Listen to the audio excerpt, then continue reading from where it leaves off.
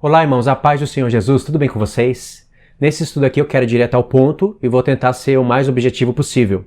Então, se você quiser entender esse vídeo, assista até o fim. Se você for adventista do sétimo dia, esse vídeo é para você. Eu quero fazer um desafio à Igreja Adventista do Sétimo Dia através desse estudo. Tanto faz a pessoa que você acompanha, seja o canal Na Mira da Verdade com o professor Leandro Quadros, seja o canal Novo Tempo, o canal Bíblia Fácil Novo Tempo com o pastor Arilton Oliveira, ou seja o Rodrigo Silva, o arqueólogo Rodrigo Silva. Eu já acompanhei todos eles. Eu já conheço muito bem a doutrina adventista. Acompanhei por um bom tempo no passado. E já sei os ensinos deles. Então eu quero fazer um desafio para você que estuda com eles, ou que congrega com eles. Não sei se vocês têm essas contas todas fechadas na cabeça, mas vale a pena perguntar.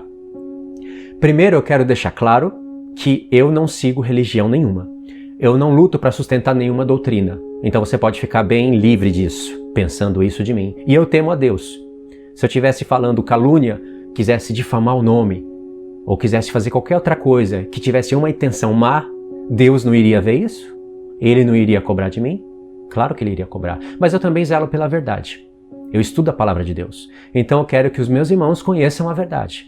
E nada melhor do que você assistir esse vídeo até o fim, pegar as perguntas e analisar as respostas dele. Tá certo?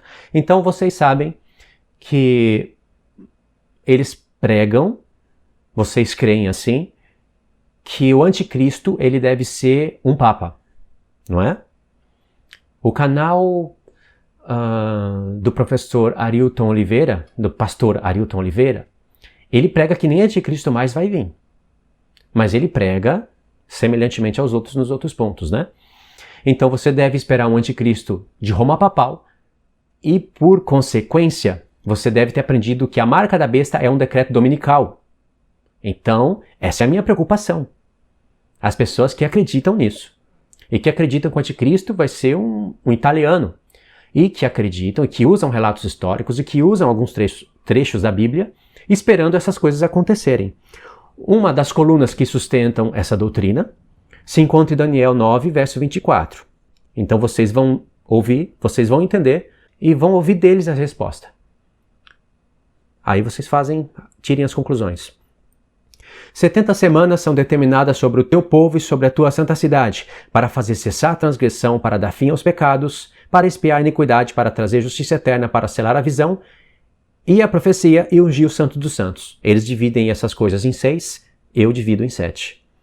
Aí no verso 25 diz, sabe e entende, desde a saída da ordem para restaurar e para edificar Jerusalém, até ungido ao príncipe, 7 semanas e 72 semanas, e as praças e as circunvalações se reedificarão, mas em tempos angustiosos. Foca a partir daqui. Depois das 62 semanas será morto ungido e já não estará, e o povo de um príncipe que há de vir destruirá a cidade e o santuário. O seu fim será num dilúvio, até o fim haverá guerra, desolações são determinadas. Mas o desafio desse vídeo se encontra no verso 26. Um desafio que tem a finalidade de edificar as pessoas. Mente, entender as profecias, esperar o que é real e o que há de vir, o que verdadeiramente há de acontecer. Não preciso defender religiões, doutrinas, pastores, dízimos, não estou interessado em nada disso. Verso 26. Depois das 62 semanas será morto ungido e já não estará. O povo de um príncipe que há de vir destruirá a cidade e o santuário, seu fim será num dilúvio, até o fim haverá guerra, desolações são determinadas. Aqui o Senhor Deus está nos dando uma direção, uma placa dizendo assim, entre linhas, né? Vamos interpretar o que o Espírito Santo está dando a entender entre linhas. Vamos explicar esse texto. A informação que vocês precisam desse ponto aqui não se encontrará na Bíblia, se encontrará em registros históricos. Então vocês vão ver na história quem foi o povo que destruiu o santuário. Então o povo tem um príncipe. Esse príncipe há de vir no futuro. Então vocês vão esperar esse príncipe e as coisas que estão relacionadas a ele, que seria a marca da besta e as coisas que ele faz, né? Essa é uma das colunas. Você já sabe que no livro de Flávio Joséfo está relatado que Tito destruiu a cidade e o santuário. Então foi o Império Romano. Então volta nesse texto e diz, o povo do príncipe que há de vir destruirá a cidade e o santuário. Foi o Império Romano, então o anticristo tem que ser um italiano. Somando isso com histórias que se sucederam após esse evento, nós temos Roma papal. Então, Roma papal, a Igreja Católica Romana, seria a Grande Babilônia. Olha o tanto de erro que vai dar nisso daí. A Igreja Católica seria a Grande Prostituta. Roma seria a besta. E o anticristo deveria vir desse meio aí, segundo essa profecia. Só que quando você vai no livro do Flávio Josefo, quando você não apenas escuta falar, mas quando você vai investigar e olha o contexto todo, você vai ver que o povo que destruiu a cidade e o santuário não foram os romanos.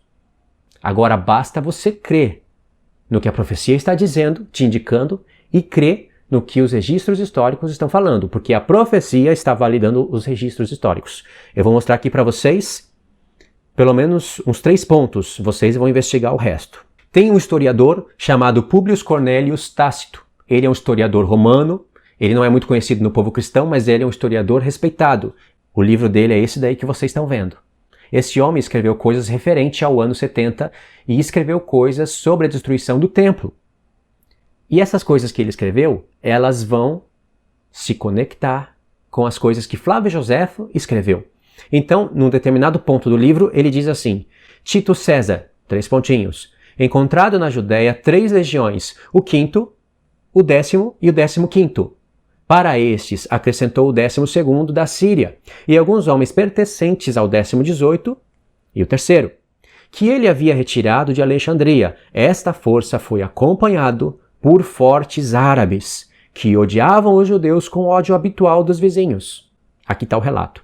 Então, por esse ponto, ele está narrando aqui os exércitos que Tito recolheu para ir contra Jerusalém. Lembra, Tito, no livro de Flávio Josefo, vai estar registrado que Tito não foi lá para destruir a cidade do santuário. Não foi da vontade de César, muito menos da vontade de Tito.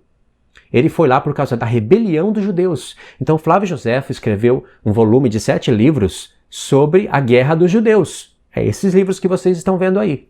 7 volumes sobre a guerra dos judeus. O volume que nos interessa é o 3º volume, onde fala de eventos específicos da destruição do templo. Tem um livro também de Flávio Josefo que se chama A História dos Hebreus. É esse livro de capa azul que vocês estão vendo. Talvez vocês até tenham esse livro. E tem um outro que se chama A História dos Hebreus, obra completa, ou versão luxo. É esse livro que vocês estão vendo. Um livro bonito, um livro grande, um livro caro, de capa dura, essa capa dourada, muito bonito, e mostra a obra completa. Nesses livros tem coisas interessantíssimas do ano 70 que os seus professores e pastores não estão falando para vocês. Então aqui, Publio Cornelius Tácito, ele está narrando os exércitos de Tito. E aqui diz que árabes faziam parte desse exército. E vocês vão ver pelo próprio livro do Flávio Josefo que a maioria do seu exército, 95% ou mais, eram árabes. E no próprio livro escrito, você pode verificar isso, no próprio livro escrito, que não era da vontade de César que Jerusalém fosse destruída. Porque não era costume, agora estou parafraseando, não era costume dos romanos destruírem o lugar. Eles queriam pegar o povo, todos os lugares, eles deixavam o povo ali subjugados debaixo de Roma, deixavam eles cultuarem os seus deuses, desde que eles estivessem sujeitos aos impostos de Roma, para que Roma crescesse e ficasse rica. Mas havia rebelião dos judeus que estavam querendo se rebelar contra Roma. Isso chegou aos ouvidos de Tito, então ele cercou toda a cidade para acabar com essa rebelião. Mas por causa da teimosia dos judeus, Tito deu ordem para eles fazerem algumas coisas contra o templo, sim. Mas Tito deu ordem para não queimar o santuário, para não destruir, e todos os árabes que faziam parte dos seus exércitos desobedeceram às suas ordens. Olha mais um relato que se encontra no próprio livro de Flávio Josefo. Esse relato aqui diz assim: Malcom também, o rei da Arábia, enviaram 1000 cavaleiros, além de 5.000 homens de infantaria, e a maior parte dos quais eram arqueiros, para que todo o exército, incluindo os auxiliares enviados pelos reis, bem cavaleiros e laicos, quando todos estavam unidos em conjunto, totalizavam 60.000. Aqui as forças dos exércitos romanos. Malcom também, o rei da Arábia, enviaram 1000 cavaleiros, além de 5.000 homens de infantaria. O rei da Arábia deu tudo isso para Tito. Olha um outro relato de Flávio Josefo. Esse relato se encontra no livro A História dos Judeus, a Guerra dos Judeus, né? Volume número 3, capítulo 1, parágrafo 3. Então você pode verificar, é esse livro que está aparecendo aí na tela. Compra esse livro, custa R$35 e nesse livro você pode verificar. Eu ainda não comprei esse livro, mas eu vou comprar ele para vocês verem através de outros estudos. Quando vocês forem ver as legiões do Império Romano, vocês vão ver que eram homens do Egito, homens da Síria, e eram árabes, os filhos de Ismael, que odiavam os seus irmãos. Aqui nesse relato diz o seguinte: então Vespasiano enviou seu filho Titus, que veio por terra para a Síria, onde reuniu as forças romanas, com um número considerável de auxiliares dos reis naquela vizinhança. Flávio Josefo, as obras completas de Josefo, as guerras dos judeus ou a história da destruição de Jerusalém. Esse é o livro. As guerras dos judeus ou a história da destruição de Jerusalém. Volume número 3, capítulo 1, parágrafo 3. Relatado pelo próprio Flávio Josefo, onde foram reunidas as forças romanas? As forças romanas foram reunidas na Síria. E aí, irmãos, vocês podem ver essa outra informação. Eu estava na biblioteca esses dias, na livraria, e aí eu peguei aquele livro de capa dura, aquele livro de capa dourada, A História dos Judeus, obra completa, ou versão luxo, esse livro aí que vocês estão vendo. Esse livro custa R$200, eu achei desnecessário eu comprar esse livro só para pegar algumas informações. Só que eu estava vendo que tem outras informações nesse livro. Eu estava vendo através do índice, só que o índice é muito grande. Eu fiquei 1h30 mais ou menos lá folheando o livro, até que eu encontrei uma informação tremenda. Então talvez eu compre esse livro pela internet porque ele é mais barato. Na livraria custa R$200 aqui no Rio de Janeiro e pela internet deve estar mais ou menos R$115. Aí a informação que eu encontrei é a seguinte: os árabes estavam escondidos, Jerusalém estava toda cercada, os árabes estavam escondidos para quando um judeu passasse, eles pegassem esse judeu e eles abriam o ventre dos judeus.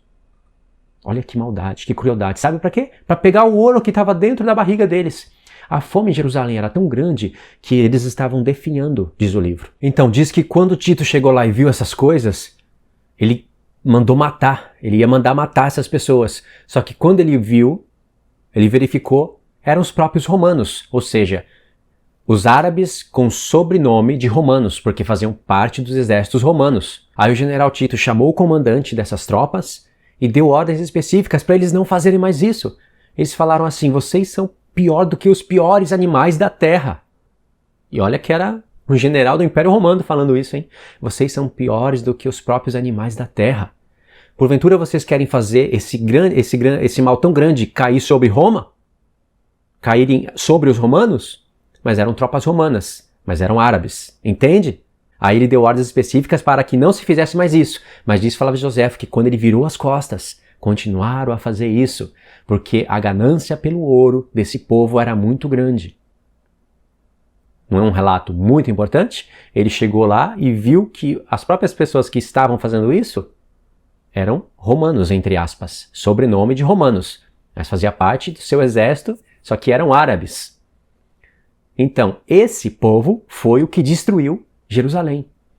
Porque diz em outro relato, no próprio livro de Flávio Josefo, que Tito não queria destruir Jerusalém, ele mandou parar, acenou com a mão, e nada faziam os árabes pararem de incendiar Jerusalém.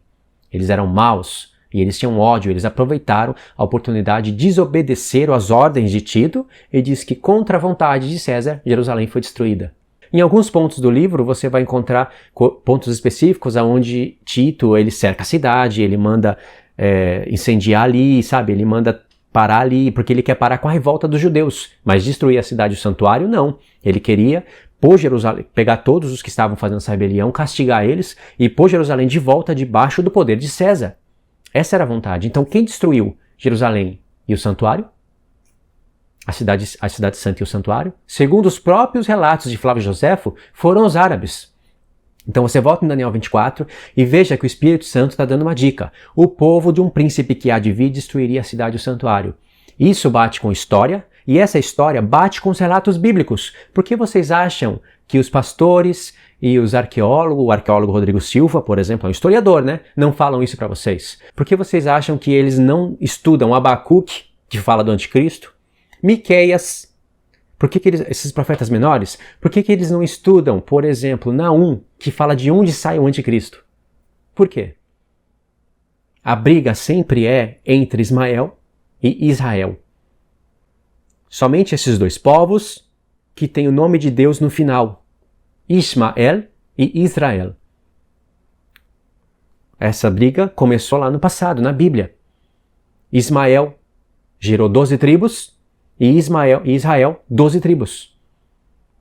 Ismael fez aliança com Edom e eles hoje constituem os árabes, os povos que estão ao redor de Jerusalém. Em Zacarias 14, Deus fala que vai pegar os povos que estão ao redor de Jerusalém e vai castigar eles.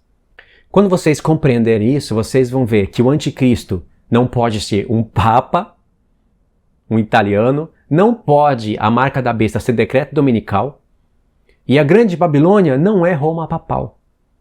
E aí vocês vão começar a olhar para o lugar certo e a se preparar para o momento que há de vir sobre a terra.